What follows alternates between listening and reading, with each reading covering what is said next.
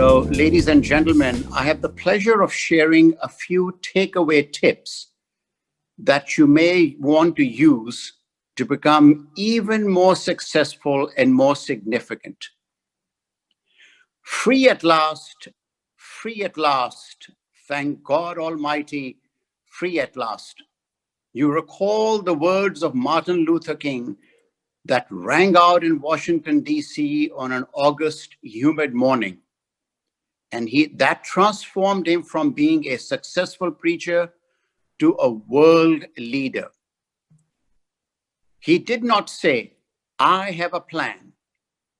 He said, I have a dream. So tip number one, words matter and how you use them matters. Tip number two was from my uncle long time ago, who said, palest ink is stronger than the strongest memory. So please write everything down. That uncle, by the way, was Confucius, the Chinese philosopher. Success to significance and how to excel professionally is something we must be striving for on a daily basis. These are incremental steps to climb the mountains. How do you do that? How do you enhance your impact? By practicing three things: integrity, competence, and compassion. As you know, successful people do that others do not. From I cannot, maybe I can, and I have done it. These people are on the right side of that, doers. And they believe strongly, if it is to be, it is up to me. Let's take each of these, integrity, competence, compassion, and how we build them. So integrity, as you know, is what you do when nobody else is watching. It's when you go to bed to sleep. Are you feeling guilty, or are you feeling calm in your heart because you were honest to yourself and the world around you? There are 4 steps you can take to actually enhance that ability. First, we do very little of these days, and the most critical is reflect, think.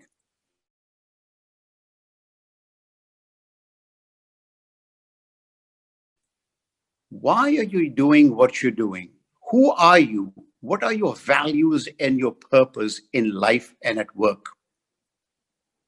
The second one is apply those purpose and values to something you are passionate about, whether it's dealing with a client or with colleagues or with family. And always do right. Stresses on always. The third, importantly, is be a bamboo, not an oak tree. Bamboo is very firm. I had the pleasure of working for Merrill Lynch in 7 years in Japan and learned that bamboo is the strongest tree there is. Why? Because not only is it strong, it bends against gale force wind. And life is such that we will be thrown some curveballs. We have to duck, take them, and still stand tall, true to our core values. So think of yourself as bamboo. And finally, all of you that Fahad has gotten together here are go-getters. That's why you're here. You're successful already and on to bigger and better things. In that process, let's become go-givers also of our talent, our time, and our money. And the satisfaction of that will be multifold of getting something for yourself. Pulling together, it makes your integrity stronger and real. 2 quick examples. You remember Ted Turner, founder of CNN. He gave $1 billion in 1997 to United Nations relief program. Big, out of his $3 billion. So that was a lot of money. At the same time, a woman, Shirley, was in Brooklyn, and she gave all her wealth, she was retired secretary, to the local charities. Both people have now gone down in history for their charitable giving. In Ted's case, of course, marrying Jane Fonda and starting CNN. Now, competence, which is the second one, is something that we should be striving for on a daily basis. So there are 3 actions you can take to enhance your competence. First, read, listen, and learn. I do something which I've learned from very senior people, whether they were Merrill or Citi or HSBC in my career, and other friends, around the world in 80 minutes. Break your day in 4 20-minute slots.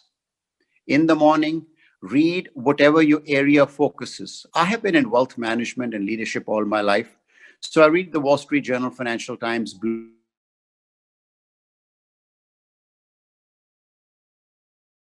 News, etc. In addition, and this is a tip you should take to heart, read The Economist, subscribe to the online edition, because their articles are succinct, the English is beautiful, they cover every subject. And if you disagree, which I do a lot, I send letters to them. It sharpens my mind because it challenges my notions, makes me a more nuanced individual. Now, TED Talks you're familiar with. I say a TED Talk a day keeps the Alzheimer doctor away. Where else in the world can you go where the best of the best in the world will teach you something in 10 to 18 minutes? Listen to one a day, irrespective of your area of interest. Just dig in. And Bill Gates says he reads 50 books a year. Just the art of reading, as well as listening to quality podcasts and leadership publications, whether it's Harvard Business Review or Bain Consulting, in your area of expertise, really keeps you at the sharp edge of the plane, and you're ahead of the curve in a very competitive world. Now, I have 24 favorite books. I'll just mention 2. One is Good to Great by Jim Collins. It's level 5 leaders who are strong, successful, yet have humility. And these days, leaders, the one thing they do not have anywhere is humility. The last was probably Nelson Mandela. And then, of course, Jacqueline Novogratz of Acumen, who made her career in Africa, wrote a book, Blue Sweater, has a second book, Manifesto Moral Leadership, just came out, about to become New York Times bestseller list, are the ones that I would highly recommend you follow. And Acumen Academy, by the way, is something you can look into for free courses, as is Khan Academy. So there are a lot of free opportunities to upskill yourself. And finally, communication. I mentioned earlier about Martin Luther King. Please join East Africa or Africa Toastmasters International. I was scared of speaking, but I wanted to. They took all the fear out of me. When Barack Obama was a junior senator, I had the opportunity through some friends to get to know him and Michelle well. And we always joked about, he's such a great speaker, but he uses and ah. And I told him, if you go to Toastmasters, this is before he became the president. I don't think he's ever done that. And it's just fine. But for a lot of us, just being smooth in talking is important. And anything you have to say that's important. And Donald Trump does that a lot, whether you like him or not. He repeats himself. Repeating important stuff is great.